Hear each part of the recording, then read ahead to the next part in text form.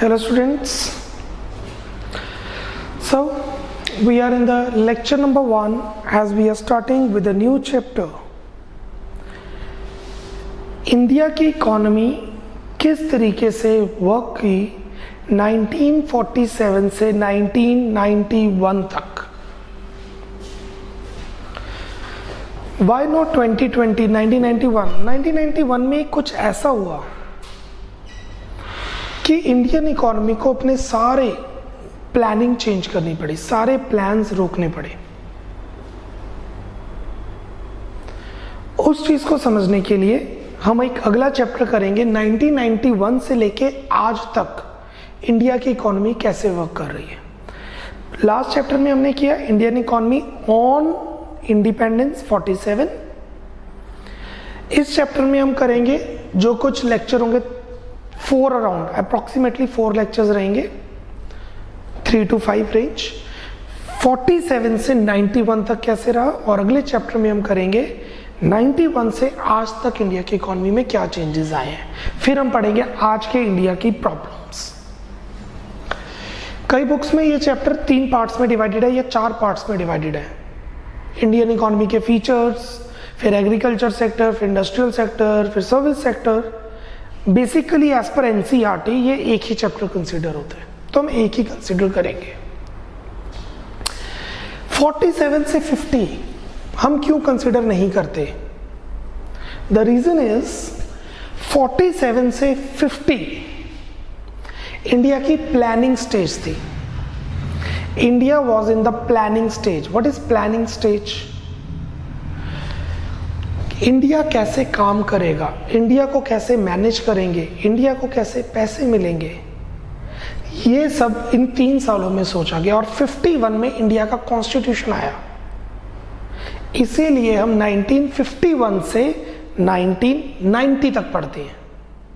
I am writing 50 to 91 क्योंकि 50 में constitution बन के रेडी हो चुका था और 91 की स्टार्टिंग में प्रॉब्लम शुरू हुई थी इंडियन इकोनॉमी में. Let's start with the chapter Indian economy and the changes in different sectors 1950 to 1990. Page number 14. India के पास 3 चॉइसेस थी. जब इंडिया इंडिपेंडेंट हुआ तो इंडिया के पास 3 चॉइसेस थी. या इंडिया बन जाए सोशलिस्टिक इकोनॉमी, या कैपिटलिस्टिक इकोनॉमी, या मिक्स्ड इकोनॉमी.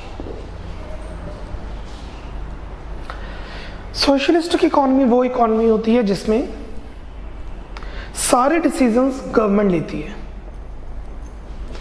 प्रोडक्शन का, कंजम्पशन का, टैक्सेशन का, इन्वेस्टमेंट का, एक्सेट्रा. सारे रूल्स, सारी पॉलिसी, सारी प्रोडक्शन, सारी इनकम जनरेशन गवर्नमेंट करती है. और कंज्यूमर्स को इंफ्रास्ट्रक्चर मिलती है, इनकम मिलती है, एम्प्लॉयमेंट मिलती है. मतलब पब्लिक को, हमें.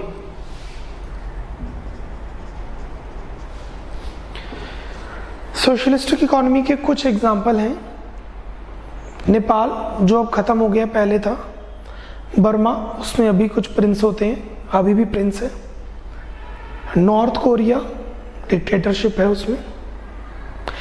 That is the extreme case of socialistic economy. Capitalistic economy ये होती है जो मेजर डिसीजंस हैं वो पब्लिक लेती है. क्या प्रोड्यूस करना है, कंजम्पशन प्रोसेस, इन्वेस्टमेंट कहाँ करनी है, एक्सेट्रा. और जो गवर्नमेंट है, इंफ्रास्ट्रक्चर भी इवन आप पे टैक्सेशन लगाएगी और कुछ प्रोडक्शन करेगी. सोशलिस्टिक इकोनॉमी में मेजर डिसीजन गवर्नमेंट के रहते हैं, कैपिटलिस्टिक इकोनॉमी में मेजर डिसीजन पब्लिक के रहते हैं. Mixed economy, both. कुछ एरियाज में पब्लिक एंटर करेगी, गवर्नमेंट नहीं करेगी। कुछ एरियाज में गवर्नमेंट करेगी, पब्लिक नहीं करेगी।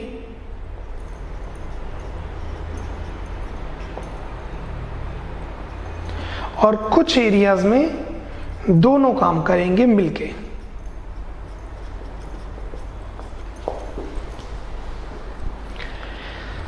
इंडियन इकोनॉमी, इंडिया ने ये प्लान किया कि हम मिक्स्ड इकोनॉमी में काम करेंगे। कुछ एरियाज में पब्लिक काम करेगी, जैसे प्रोडक्शन ऑफ क्लोथ्स, गवर्नमेंट नहीं काम करेगी। कुछ एरियाज में सिर्फ गवर्नमेंट काम करेगी, पब्लिक काम नहीं करेगी, जैसे पोलियो ड्रॉप्स और army, defence, police, jurisdiction, railways. और कुछ एरियाज में दोनों मिलके काम करेंगे, जैसे banking, air transport. After independence, the leaders of independent India had to choose an economic system which would be most suitable for the nation and would promote the welfare of all rather than the few. कुछ को नहीं, सबको फायदा मिले। They had the choice of the following three forms of economic system. Socialistic economy. It is an economic system in which all economic decisions are taken by the government according to the needs of the society. Government intervenes in all matters relating to production and distribution of goods and services. Cuba and China are the examples of socialistic economy. आज के time पे जो valid है। North Korea इसलिए explain नहीं किया क्योंकि वहां पे डिक्टेटरशिप है, the extreme case of socialistic economy. Bhutan, it's a small country. Nepal बंद हो चुकी है सोशलिस्टिक, वो मूव कर चुकी है मिक्स्ड में। Capitalistic economy, it depends upon the market forces of demand and supply. In this type of economy, only those consumer goods will be produced that have demand in the market and yield profit for the producers. In this economic system, government does not intervene in the market. United States is an example of capitalistic economy. USA intervene कर ही नहीं सकती, country intervene government कर ही नहीं सकती. It's a capitalistic economy. Third, mixed economy. It is an economic system in which public sector and private sector exist side by side. In this country, the private sector provides whatever goods and services it can produce well, and government provides those goods and services in which private sector fails to provide at the reasonable rates, reasonable cost. So, in this form of economy, government intervenes in the market by taking over the business related to only certain goods and services. Government intervene कर सकता है, government के पास right है interfere करने का। The private entrepreneurs deal with other goods and services. Our leaders decided to select the mixed economy. Economic planning in independent India. Economic planning. कैसे plans बने? Plans बने 5-year plans. What are 5-year plans? 5 साल के plan. हम इस साल में ये करेंगे, ये अचीव करने की कोशिश करेंगे। If we achieved good, we'll move to another plan after 5 years. अगर हम नहीं पहुंचे तो हम उसी पे वर्कआउट करेंगे अगले 5 सालों में। सो इनिशियल स्टेज पर यहां पर हमने ये डिसाइड किया कि we will make 5-year plans. Planning commission of India ये प्लान करती थी। After adopting for mixed economy, there was a need for the planned system that would help to achieve the objectives of growth with stability and social justice. सबको पैसे मिले, India grow करे और justice भी पूरा रहे। ये चीज हमें सिखाई ब्रिटिशर्स ने, प्लानिंग करके काम करना। Thus, economic planning was initiated in India. Economic planning is a process in which central authority of a country defines a set of goals to be achieved within a specified period. In this case, it's 5 years, and sets out a plan to achieve these goals, keeping in view the company resources. Planning commission was set up in 1950, जो 51 से काम करना शुरू कर दिया था constitution के बाद, under the chairman of the prime minister Pandit Jawaharlal Nehru. Planning commission formulated 5-year plans to achieve the objectives of economic plans. Planning Commission initiated in 1950. To facilitate planning, the first 5-year plan was introduced in April 1951. As soon as जैसे जनवरी 26 जनवरी 1951 constitution पास हुआ, उसके 3 महीने बाद अप्रैल में planning शुरू कर दी, क्योंकि हमारा इकोनॉमिक अकाउंटिंग ईयर था 1 अप्रैल टू 31 मार्च, तो 1 अप्रैल 1951 से पहला प्लान शुरू किया गया। Total 12 5-year plans have been implemented in our country till date. आज तक 12 प्लान 5 ईयर लगे हैं। जब चाइना के साथ वॉर हुई तब नहीं लगा प्लान, कई बार कुछ 5 ईयर प्लान की जगह 3 ईयर प्लान्स आए हैं जब इकोनॉमी में पॉलिटिकल स्टेबिलिटी नहीं रही। टोटल 12 लग चुके हैं। Plan document also specify the objectives of the achieved in 12 years. The long term plan is referred as prospective plans. Giving you 1 minute, economic planning in independent India go through कीजिए, speed up.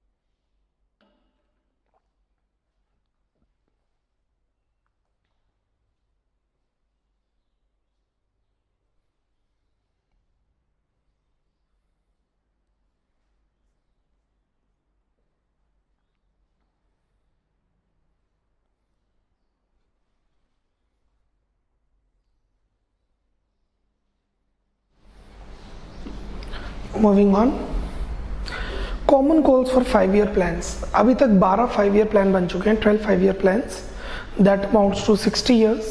Independence को कुछ 70 years हो चुके हैं, rather 73 now जो common goals हैं, India के जो कॉमन गोल्स हैं वो क्या थे हर 5-year प्लान में? First, growth.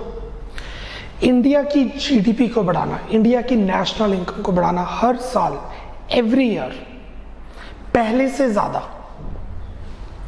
मॉडर्नाइजेशन, इंडिया की इकोनॉमी को मॉडर्न करना, बाकी इकोनॉमी के इक्विवेलेंट लेके आना। सेल्फ रिलायंस, इंपोर्ट को खत्म करना, उसके बाद एक्सपोर्ट को बढ़ाना। इंडियन इकोनॉमी सेल्फ सफिशिएंट हो जाए, अपने आप पर निर्भर हो जाए, किसी और पर डिपेंडेंट ना हो। इक्विटी, बराबरी, सभी लोगों को इक्वल बेनिफिट मिले। इस वजह से जो लोग उस टाइम नीचे थे, backward, BC caste, OBC caste, उनको रिजर्व सीट की गई गवर्नमेंट जॉब्स में, इस रीजंस के कारण, इक्विटी, बराबरी लाने के लिए, because they were down to many people that time.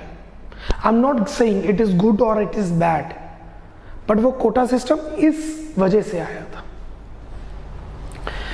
Growth, it refers to increase in countries capacity to produce goods and services within the country. Increase in GDP, gross domestic product, मतलब एक साल में कितनी production हो रही है, is a country good indicator of economic growth.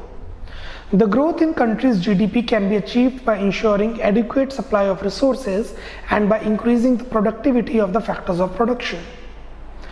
Also, it was the will of the planners that economic growth should be accompanied with the changes in structural composition of the output. For a country to develop, the share of secondary and tertiary sector should exceed the share of primary sector. मतलब industry और service की production में ज्यादा होना चाहिए, agriculture में कम, zero नहीं, कम। Why?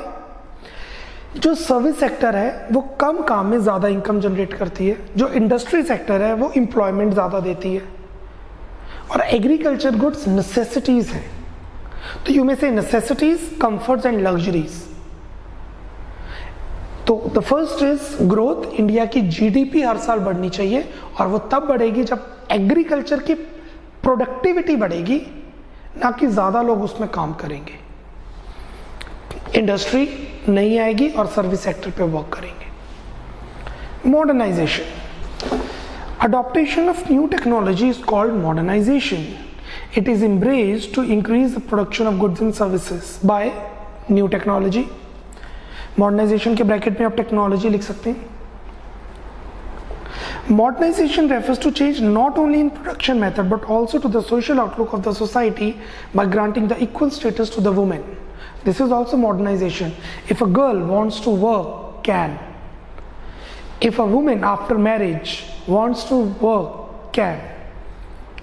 All the 5-year plans were formulated with a view to encourage the modernization of the economy. Self-reliance. A nation can promote economic growth and modernization by using its own resources or by using resources imported from other nations. या तो economy खुद बनाए या बाहर से सामान मंगवाए. The first 7 5-year plans gave importance to self-reliance by avoiding imports. Import को मना करना. This policy was considered a necessity in order to reduce our dependence on foreign countries, specifically Britain, especially for food. Equity. It refers to the reduction of disparity of income or wealth by uplifting weaker sections of the society. It also refers to distribution of economic power equally or in such a way that every Indian should be able to meet his or basic needs such as food, a decent house, education and health care, etc. अच्छा, अगर India की achievements की बात की जाए तो आज 73 years के बाद, काफ़ी साल हो चुके हैं इंडिपेंडेंस को, फर्स्ट हम अचीव कर चुके हैं, सेकंड हम अचीव कर चुके हैं, थर्ड हम अचीव कर चुके हैं और फोर्थ तो फार साइटेड ड्रीम है, नहीं अचीव किया. It is nothing but a far sighted dream. इसको मैं ऐसे समझा सकता हूं, सबसे अमीर लोग इंडिया में जो हैं उनकी इनकम उन लोगों की इनकम को अगर प्लस करें तो बहुत सारी कंट्रीज की नेशनल इनकम से ज्यादा है. आई रिपीट, इंडिया के first 10 richest people in India, उनको प्लस की जाए उनकी इनकम को, that would be greater than the national income of many countries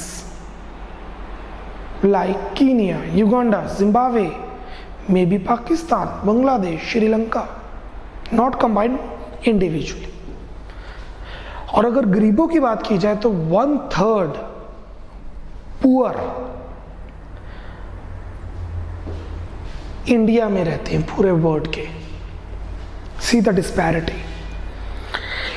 India में सबसे महंगी कार भी है और पूरे वर्ल्ड की सबसे सस्ती कार भी इंडिया में बनती है. फोर्थ ऑब्जेक्टिव हमने अभी तक अचीव नहीं किया और जहां तक हमें नजर आता है हम अचीव करने भी नहीं वाले कुछ 10-12 सालों में. नीति आयोग. इंडिया में प्लान कौन बनाता था? प्लानिंग कमीशन, कंपनी 1950 में. इसको खत्म करके बनाया गया नीति आयोग 2015 अप्रॉक्स. इसे कहते हैं थिंकिंग टैंक. इंडिया में क्या होना चाहिए और क्या नहीं, इसके प्लान्स नीति आयोग बनाती है और बना के गवर्नमेंट को देती है. पहले क्या होता था, गवर्नमेंट के पर्सन ही डिसाइड करते थे और इसके अंदर अब क्या होता है, स्पेसिफिक अलग अलग स्ट्रीम से लोगों को बुलाया जाता है. बैंकिंग, इंश्योरेंस, जो उनके हेड्स हैं, ऑडिटर्स, अकाउंटेंट्स और इकोनॉमिस्ट, और उनको बोला जाता है कि बताइए हमें क्या करना चाहिए, फिर उसके हिसाब से प्लान बनाए जाते हैं. The government of India has constituted the national institution for transforming India. India को ट्रांसफॉर्म करने के लिए एक इंस्टीट्यूट बनाया गया, also referred as NITI Aayog, to replace the planning commission. It was formed by a resolution of the Union Cabinet on 1st Jan 2015. It formulates strategies and long-term policies and programs for the Government of India and provides relevant technical advice to the central and state government. Technical advice कि ये किया जाना चाहिए. Giving you a minute or two to go through the common goals of a 5-year plan. Growth, modernization, self-sufficiency, self-reliance, and equity. Speed up. You have a minute for that.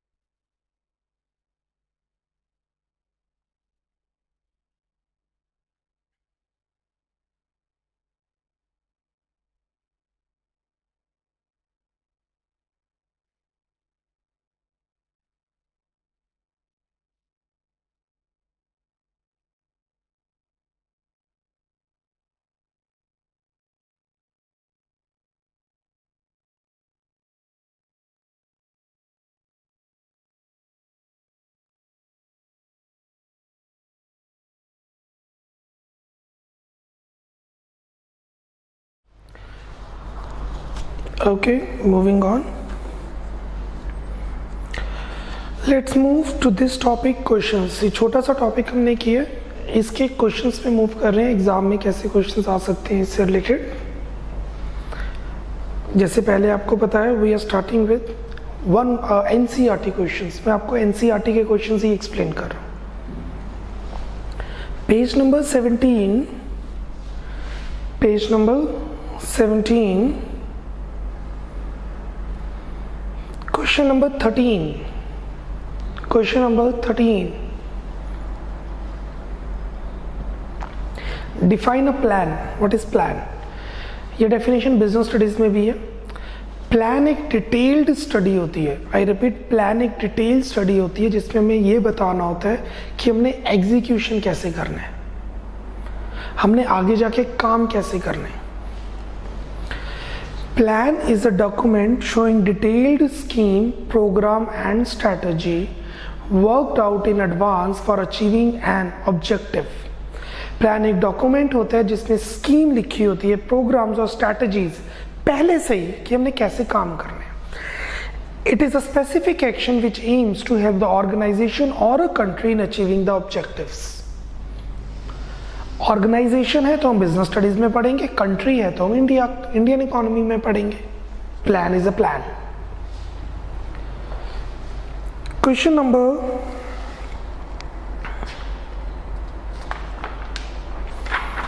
17. Question number 17. Why did India opt for planning? India ने इस time period में planning के लिए क्यों opt किया? India is a very big country, diversity. तो कोई भी काम करने के लिए, एग्जीक्यूट करने के लिए एक प्रॉपर एक्शन ऑफ वर्क होना चाहिए कि will do this, will do this. If yes then will move this, if no then we will move this. Planning have undertaken to make public sector work towards the basic economic framework and to encourage private sector firms to contribute towards the economic growth. Because India have planned for mixed economy, तो plan तो करना ही पड़ेगा कि government ने कहाँ कहाँ काम करना है और प्राइवेट सेक्टर्स को कैसे इनकरेज करना है काम करने के लिए. With the objective that the government would undertake comprehensive planning for the nation as a whole, the Planning Commission was established in 1950. The Planning Commission was established in 1950. आगे लिख लीजिए. Which was replaced by, आगे लिखिए, which was replaced by Niti Aayog in 2015. Which was replaced by Niti Aayog in 2015.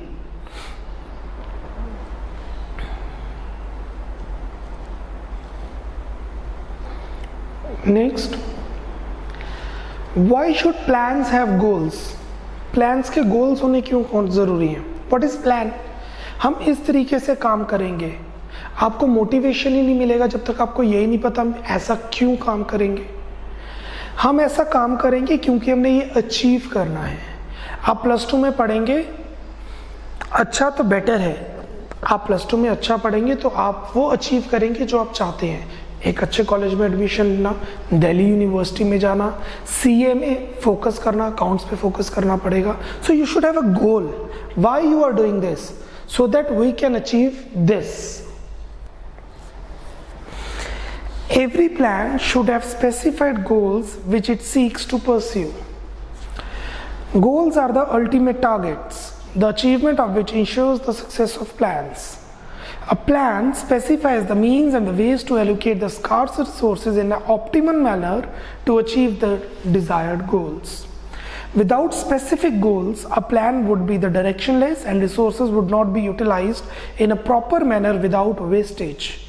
Therefore, every plan should have specific goals which it strives to achieve. क्योंकि आपको पता ही नहीं लगेगा आपकी अचीवमेंट क्या है अगर आप पहले से प्लान ही नहीं बनाएंगे. So plan without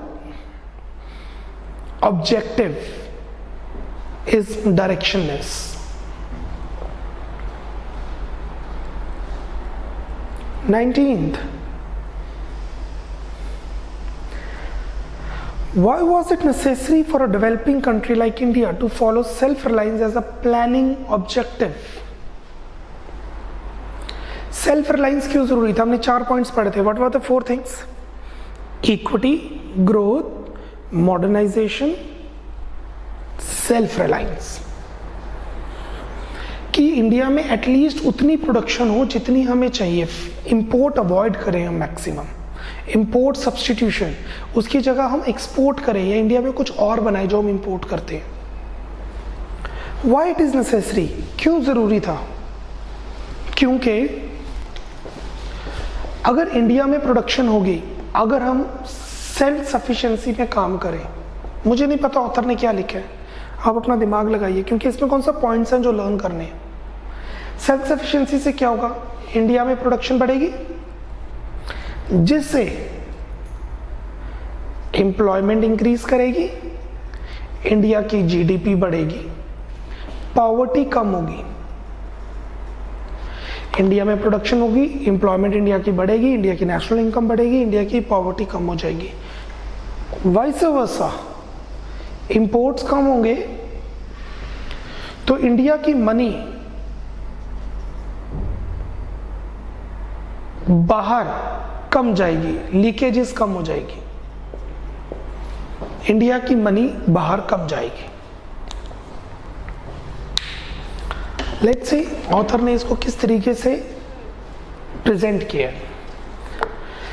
Self-reliance and as objective of economic planning is necessary for a developing country in order to reduce its dependence on foreign countries, especially for food.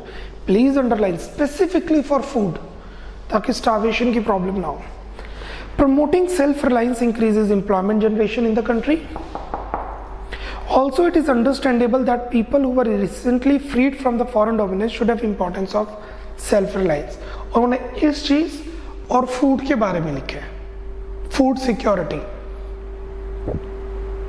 अगर आप इनमें से कुछ और भी लिखेंगे that will go good.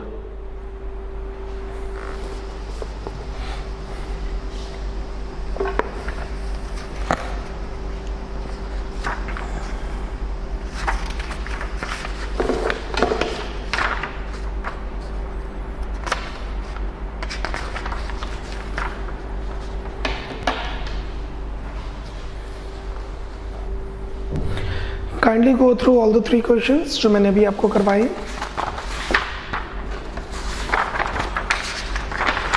Question 17, 18 and 19. Kindly go through it. एक छोटा सा टॉपिक कराया मैंने आपको कि 3 तरह की 3 टाइप्स ऑफ इकोनॉमी इंडिया ने अप्लाई की. मिक्स्ड इकोनॉमी और उसके कॉमन गोल थे 4: growth, equity, modernization and self sufficiency, self reliance. और उसी से देखिए कितने क्वेश्चंस बन के आ रहे हैं. That is why I am saying questions करना इक्वली या ज़्यादा इंपॉर्टेंट है कंसेप्ट के साथ इस चैप्टर के. This is applicable only for Indian economy. For macro concept clarity ज़्यादा ज़रूरी है, आप तभी क्वेश्चंस अटेम्प्ट कर पाएंगे. चलिए let's have a minute and go through 3 questions जो भी आपको दिए हैं. Speed up.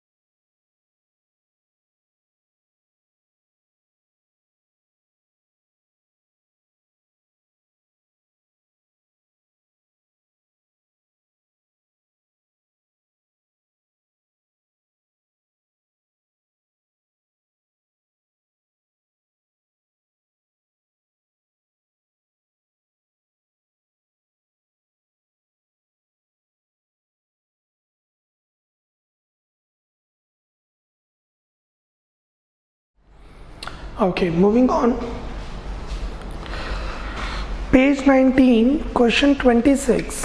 Page number 19, question number 26.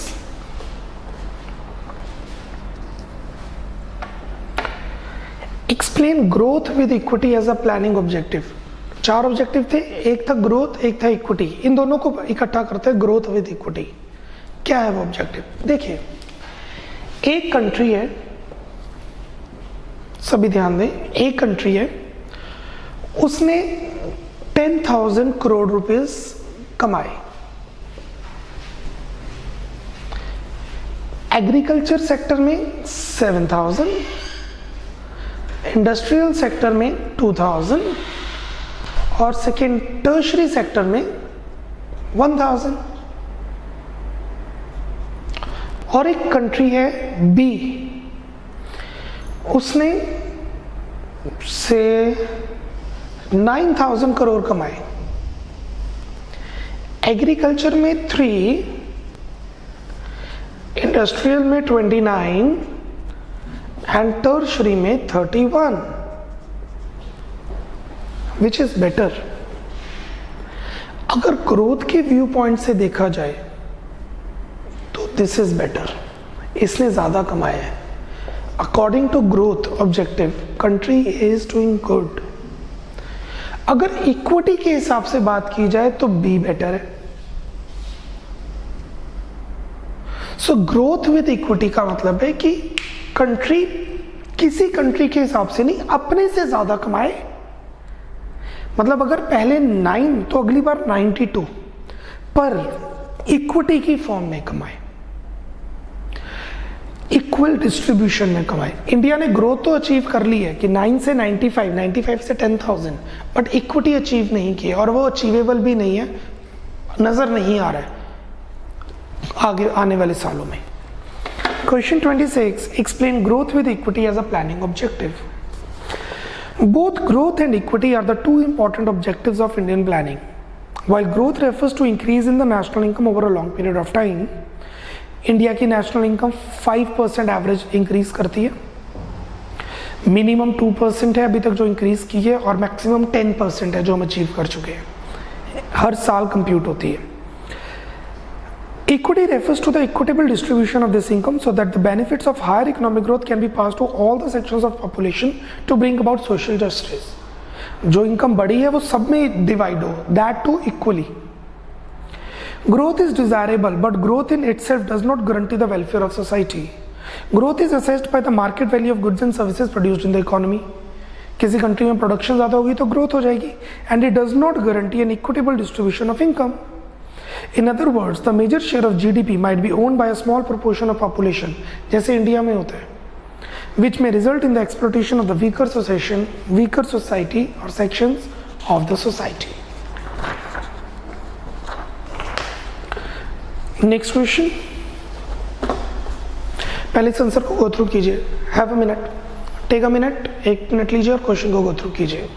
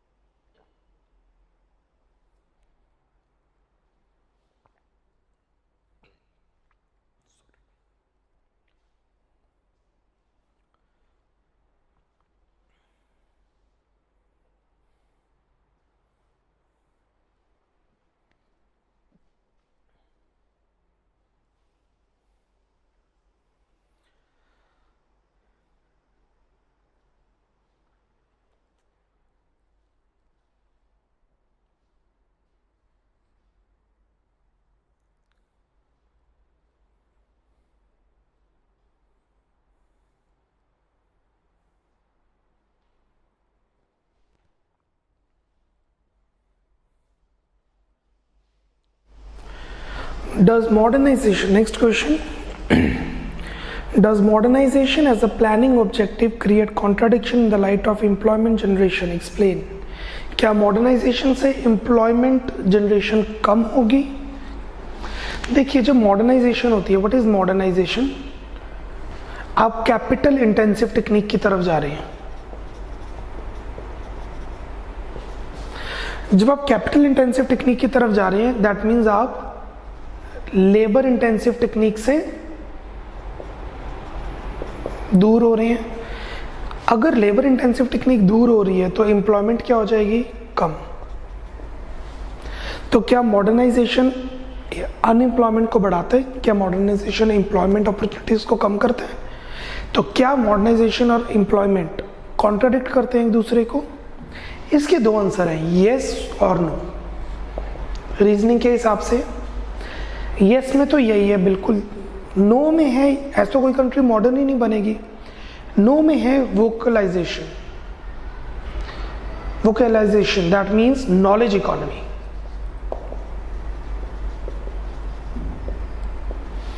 Skill, अगर लोगों को स्किल साथ साथ दी जाए तो मॉडर्नाइजेशन के साथ एम्प्लॉयमेंट इंक्रीज करेगी.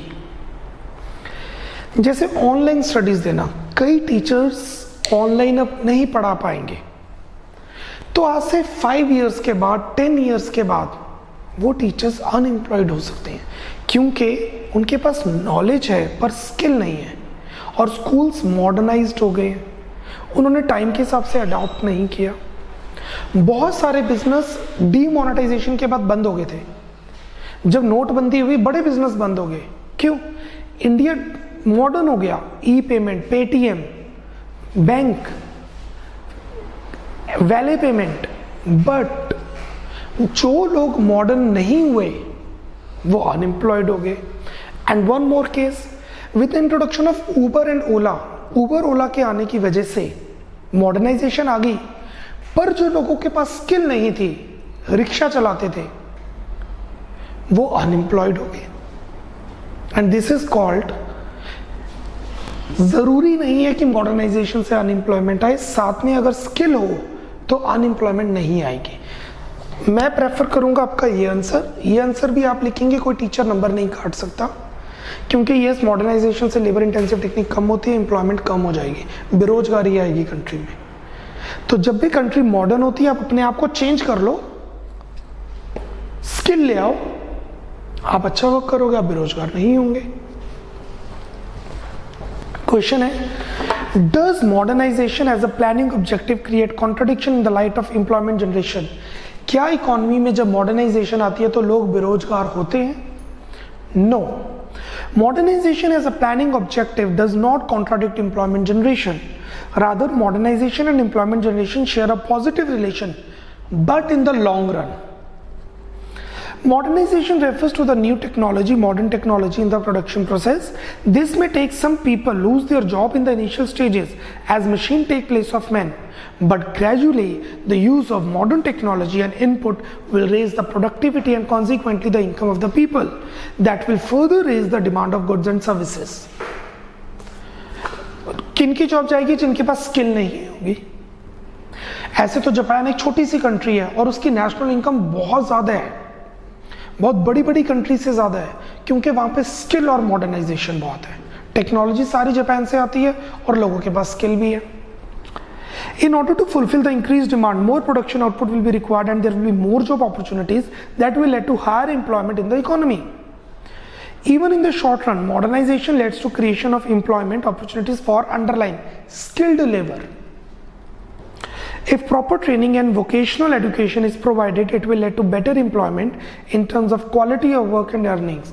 Hence, both modernization and employment generation are not contradictory but are complementary to each other. But I am saying यहाँ पर skill employment generation, skill person होना चाहिए। ये टॉपिक है हमारा changes in different sector of Indian economy. अभी हम Indian economy को ही पढ़ रहे हैं। Cool. एनसीईआरटी के क्वेश्चन कंप्लीट हो गए हैं बिकॉज वी हैव 5 मिनट्स। तो मैं आपको कुछ ऐसे क्वेश्चंस करा रहे हैं जैसे पेपर में आ सकती हैं, थोड़े of the track question. Question number करने आपने सारे क्वेश्चंस हैं, मैं वो करवा रहा हूं जो सबसे इंपॉर्टेंट है। क्वेश्चन 21 एंड 22 मैं करवा रहा हूं, बहुत ही इंटरेस्टिंग क्वेश्चंस हैं, मजेदार क्वेश्चन जिसे हम कहते हैं। क्वेश्चन 21, यूएसए अमेरिका इन 1965 में pressurized India to stop its war with Pakistan. India की पाकिस्तान के साथ वॉर चल रही थी 1965 में और यूएसए ने इंडिया को मना कर दिया कि आप लड़ाई बंद कर दो, with the threat to stop the supply of food grains to India. अगर आपने लड़ाई बंद नहीं की तो हम आपको फूड ग्रेन बंद कर देंगे, गेहूं देना बंद कर देंगे, आटा देना बंद कर देंगे। This action highlights the importance of which specific objective which was pursued as a common goal of 5-year plan. Identify the objective. बताइए किस चीज पे हम लैग कर रहे थे? What was the lag? Growth, equity, modernization और सेल्फ रिलायंस। क्या आंसर है इसमें से? क्या इंडिया ज्यादा पैसे नहीं कमा रहा था? क्या लोग गरीब थे? इंडिया में मॉडर्नाइजेशन नहीं थी? दिस इंडिया कहने के लिए इंडिपेंडेंट हो गया था, भाई ब्रिटिशर्स चल गए, पर एक्चुअल में वो डिपेंडेंट था, खाने के लिए अमेरिका से सामान मंगाता था और यहीं पर हमारी प्रॉब्लम थी। We worked on this. और आज क्या है? आज हम फूड ग्रेन एक्सपोर्ट करते हैं बहुत सारी कंट्रीज को। इंडिया मतलब अगर इंडिया पूरी तरह से बंद भी हो जाए तो हमारे पास 1 से 2 साल खाने के लिए है। हम इतने सेल्फ रिलायंस हो गए हैं। आई एम नॉट सेइंग बीजेपी ने किया, कांग्रेस ने किया, दोनों ने मिलकर किया, दैट इज पॉलिटिक्स, इसको साइड पे करते हैं। Self reliance. सी पेपर में ऐसे क्वेश्चन आने, नॉलेज होगी तो आंसर अटेम्प्ट होगा, रट्टे वाले क्वेश्चन नहीं आने, और रट के कुछ होना भी नहीं, नंबर आ जाएंगे, लाइफ में कुछ नहीं करोगे, रटना नहीं है। The relevant objective is self-reliance. It means that country should be capable of fulfilling all its need by itself. जो कंट्री को चाहिए एटलीस्ट वो इंडिया में उतना ही बने, उससे ज्यादा बने तो better. It should not be dependent on other countries for its needs. The first 7 5-year plans gave importance to self-reliance by avoiding imports. उस टाइम इंडिपेंडेंट हुए ज्यादा टाइम नहीं हुआ था, तो we were on the urge of doing this. Now we have achieved this. हम सब कुछ अचीव कर चुके हैं except equity. One last question for this lecture. Question 22. In the former Soviet Union, ये रशिया, अब रशिया हो गया, पहले इसको सोवियत यूनियन कहते थे, बहुत सारी कंट्रीज और भी होती थी। Still Russia is so big. The farmer used to pack fruits for sale with carelessness. They used to pack rotten fruits with fresh fruits, even after being aware that would result in spoiling all the fruits. उन्हें कुछ काम नहीं था, उन्हें बस था fruit को pack करके देना है, खराब हो या सही हो कोई फर्क नहीं पड़ता, और उन्हें पता था खराब फ्रूट्स सही फ्रूट्स को और खराब करेंगे. Why according to they act in such a manner? आपको क्या लगता है वो ऐसा काम क्यों करते थे रशिया के farmers? What was the reason? सोचिए, I am giving you 15 seconds. Russia के फार्मर्स ऐसा क्यों करते थे? Why they work with carelessness? Think. Now you are not psychologist, उनके बारे में वो कैसा क्या था, आप खुद सोचिए. अगर आप फार्मर आप ऐसा क्यों करेंगे?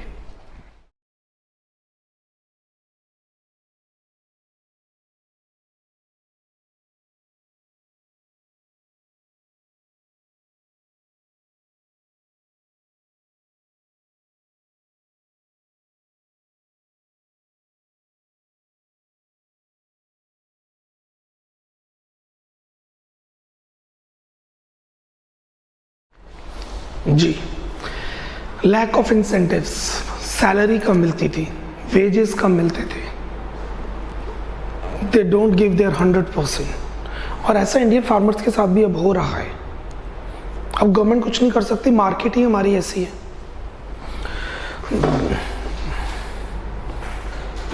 The former Soviet Union has adopted socialistic economy in which common ownership is the distinct feature.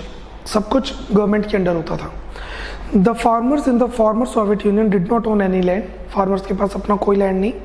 They neither enjoyed profit nor were they required bear losses equalling to land. Risk ही नहीं है, ना profit ना loss. In the absence of ownership and incentives the farmer had a calculus attitude towards work. Means कर लेंगे, देख लेंगे. जैसे इंडिया के गवर्नमेंट बैंकर्स हैं, गवर्नमेंट बैंक्स के अंदर जो काम करते हैं, नॉट सभी, कुछ गवर्नमेंट बैंक के अंदर पता है सैलरी आ रही है. गवर्नमेंट स्कूल्स के अंदर जो टीचर्स हैं वो चीज़ है यहाँ पर. The farmers, this according to me is the main reason because of which they use to pack rotten fruits with the fresh fruits.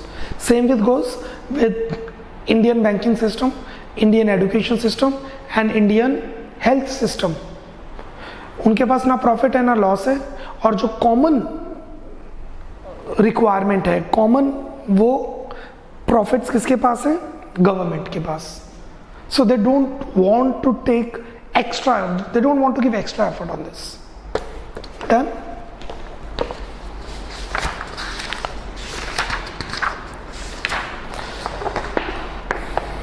Now we will be doing